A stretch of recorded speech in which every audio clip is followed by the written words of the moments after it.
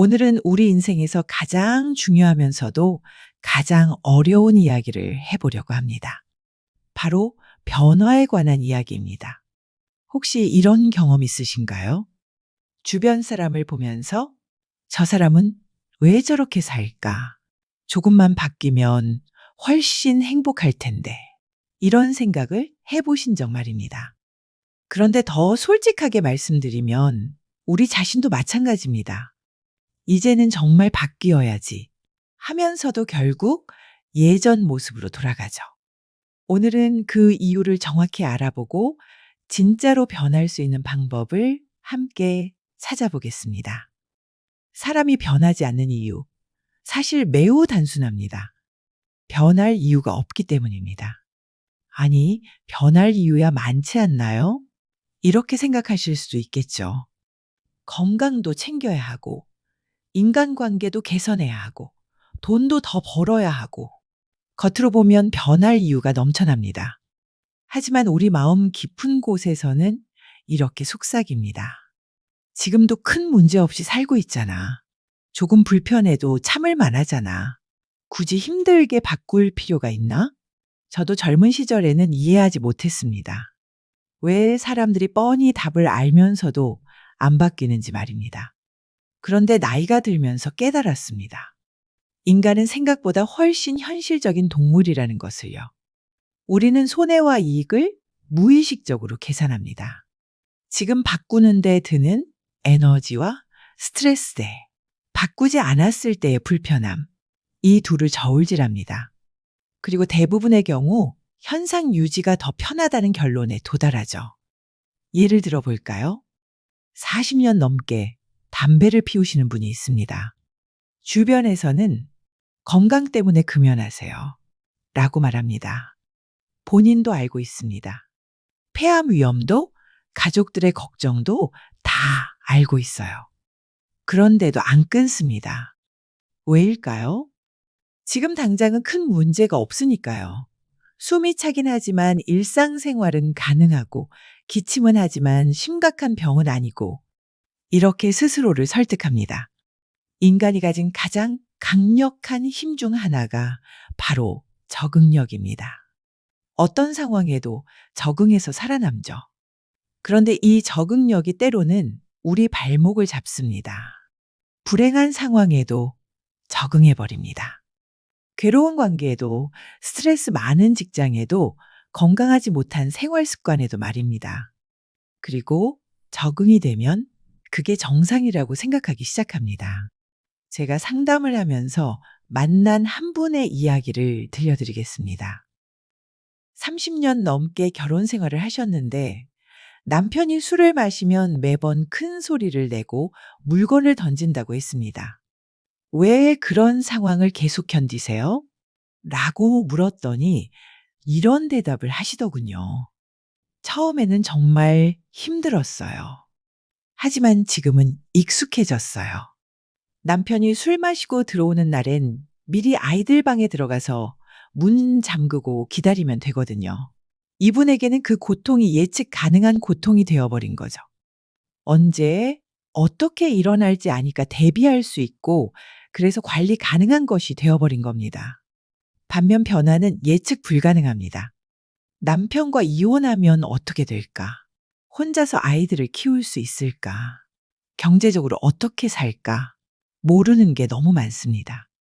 그래서 사람들은 알고 있는 고통을 선택합니다. 모르는 행복보다 아는 불행을 택하는 거죠. 이게 바로 익숙함이라는 감옥입니다. 문이 열려 있는데도 나가지 못하는 감옥 말입니다. 변하지 않는 사람들에게는 공통점이 있습니다. 바로 핑계의 달인이라는 것입니다. 지금은 바빠서 안 돼요. 애들이 아직 어려서요. 나이가 이제 너무 많아요. 돈이 없어서요. 시간이 없어서요. 이런 핑계들의 특징이 뭔지 아세요? 전부 외부 요인입니다. 자신의 의지와 상관없는 어쩔 수 없는 이유들이죠. 하지만 진짜 이유는 따로 있습니다. 변화가 두렵다. 이게 진짜 이유예요. 그런데 이걸 인정하면 자존심이 상하고 자신이 나약해 보이니까 그럴듯한 이유를 갖다 붙이는 겁니다. 저도 그랬습니다. 20대에 회사를 그만두고 싶었을 때 지금 경제 상황이 안 좋아서 부모님이 반대하셔서 다른 회사에 갈 곳이 없어서 라고 말했죠. 하지만 진짜 이유는 실패할까봐 무서워서였습니다. 새로운 도전이 두려웠던 거예요. 핑계의 또 다른 특징은 완벽한 조건을 기다린다는 것입니다. 애들이 다 크면, 돈을 좀 더 모으면, 상황이 좀 더 나아지면 언젠가 완벽한 타이밍이 올 거라고 믿습니다. 하지만 완벽한 조건은 절대 오지 않습니다. 애들이 크면 또 다른 문제가 생기고 돈을 모으면 또 다른 핑계가 생깁니다. 결국 핑계는 현재의 나를 보호하는 방어막입니다. 변화의 책임을 지지 않기 위한 안전장치죠. 그렇다면 사람은 언제 변할까요? 제 경험상 변화는 한계점에 도달했을 때 일어납니다. 더 이상 현상 유지가 불가능한 순간, 그때야 비로소 움직입니다. 의학에서는 이를 바닥 효과 bottom effect라고 부릅니다. 더 이상 떨어질 곳이 없을 때, 그때서야 올라가기 시작한다는 뜻이죠. 건강을 예로 들어보겠습니다. 대부분의 사람들은 몸이 조금 안 좋다, 피곤하다, 살이 좀 쪘다 정도로는 변하지 않습니다. 하지만 병원에서 당뇨 수치가 위험하다, 혈압이 심각하다, 이대로 가면 큰일 날 수 있다는 말을 들으면 그때서야 움직입니다. 인간관계도 마찬가지입니다. 좀 불편하다, 가끔 다툰다 정도로는 바꾸지 않습니다. 하지만 이혼하자, 연락 끊자, 이제 정말 그만하자는 말을 들으면 그때서야 진지해집니다. 변화하는 사람들의 특징은 고통을 다르게 해석한다는 것입니다. 변하지 않는 사람, 이 정도 고통은 참을 만해. 다른 사람들도 다 이렇게 살잖아. 변하는 사람, 이 고통이 내게 뭘 알려주려고 하는 걸까? 뭔가 바꿔야 한다는 신호인가? 같은 상황에서도 전혀 다르게 받아들이는 거죠. 그렇다면 어떻게 해야 진짜로 변할 수 있을까요? 첫 번째는 현재 상황의 진짜 비용을 계산하는 것입니다.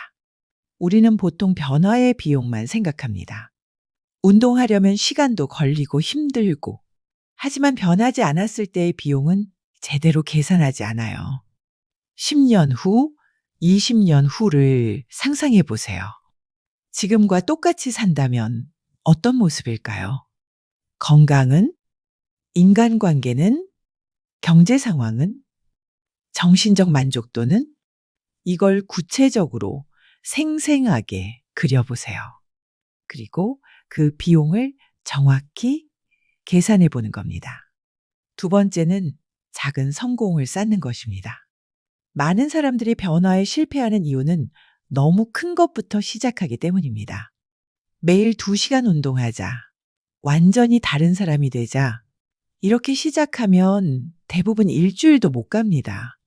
대신 누구라도 할 수 있는 아주 작은 것부터 시작하세요. 운동이라면 하루에 계단 한 층 더 걷기, 인간관계라면 하루에 한 명한테 안부 문자 보내기, 이런 식으로요. 중요한 건 일관성입니다. 크게 하려고 하지 말고 꾸준히 하는 것에 집중하세요. 세 번째는 환경을 바꾸는 것입니다. 의지력만으로는 한계가 있습니다. 환경이 그대로라면 예전 습관으로 돌아가기 쉬워요. 금연을 한다면 담배를 살 수 있는 곳을 피하고, 운동을 한다면 운동복을 미리 준비해두고, 독서를 한다면 핸드폰을 다른 방에 두는 식으로 말입니다. 마지막으로 변화에 대한 관점을 바꿔보겠습니다. 많은 사람들이 변화를 잃는 것으로 생각합니다. 편안함을 잃고 익숙함을 잃고 지금까지의 나를 잃는다고 생각하죠. 하지만 변화의 본질은 선택입니다. 더 나은 나를 선택하는 것, 더 나은 삶을 선택하는 것입니다. 철학자 니체가 말했습니다. 우리는 스스로를 극복할 때만 성장한다. 변화란 현재의 나를 부정하는 게 아니라 현재의 나를 발판으로 더 나은 나로 도약하는 것입니다. 그리고 기억하세요. 다른 사람이 나를 바꿔주길 기다리지 마세요. 가족이, 친구가, 환경이 나를 바꿔주길 기다리면 평생 기다려야 할지도 모릅니다. 변화는 내 선택에서 시작됩니다. 작은 선택이라도 내가 시작해야 합니다. 오늘 이야기를 정리해 보겠습니다. 사람이 변하지 않는 이유는 단순합니다. 변할 이유를 찾지 못했기 때문입니다. 하지만 이제는 알았죠? 변하지 않는 것도 선택이고 그 선택에는 대가가 따른다는 것을요. 변화는 어려운 일입니다. 하지만 불가능한 일은 아닙니다. 작은 것부터 꾸준히 그리고 환경을 바꿔가면서 한 걸음씩 나아가면 됩니다. 마지막으로 이 말씀을 드리고 싶습니다. 당신의 삶은 당신의 선택으로 만들어집니다. 오늘 지금 이 순간 단 하나라도 바꾸는 선택을 해보세요. 그 선택이 내일의 당신을 만들고 10년 후의 당신을 지켜줄 것입니다.